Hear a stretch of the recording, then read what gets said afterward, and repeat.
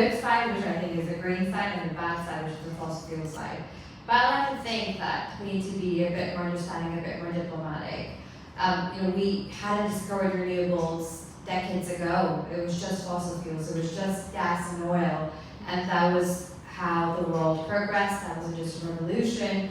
And there's a certain level of understanding that that is the basis of progress for developed nations and developing countries. And because developing countries are already a few steps behind, it's going to be a much harder ask to ask them to become sustainable or to say you should use renewables. In my opinion, they're already doing a much better job. In terms of having both sets of organizations and players in the same room, whether it's a student fair or a conference or it's an employees fair, I think both exist. There has been a lot of backlash, and I think fossil fuel supporting companies are a bit more scared to come out.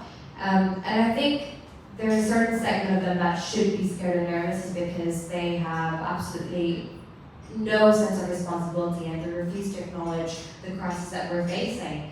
But the reality is that this crisis is not coming up, it's happening. Maybe not in London, but it's happening in Bangladesh, in Yemen, in India, in Kenya. And so it's unfair to say that companies that are making a huge amount of money, a huge amount of profit based on this, we can't allow them to practice as they do. And so at UCL, for example, we push to say that at a careers fair we would like to have a climate justice check when an employer comes in to have a stall, so everyone can apply, it's open to everyone. But there's a few social and environmental checks that we would like to do to understand what steps are they taking. We don't expect them to be completely carbon neutral by now. We understand that it takes time.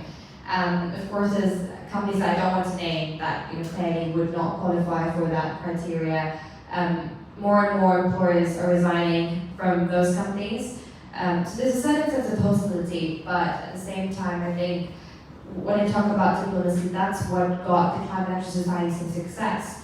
We understood that the board of directors were all fossil fuel supporters because it was the cheaper alternative and it didn't require them putting too much time and effort into completely redoing the system. We need to understand that it was difficult, that it takes time, it takes money.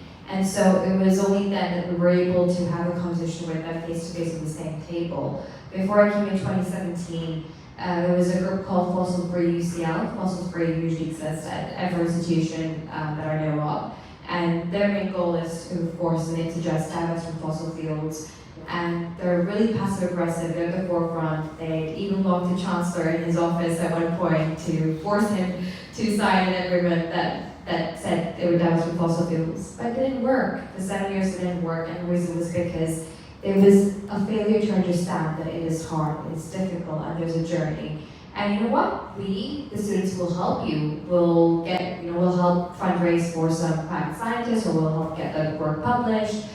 We've got our time here. We don't have the necessary money or the influence, but we'll build it up with you. Awesome, thank you. I'm going to look to Irene.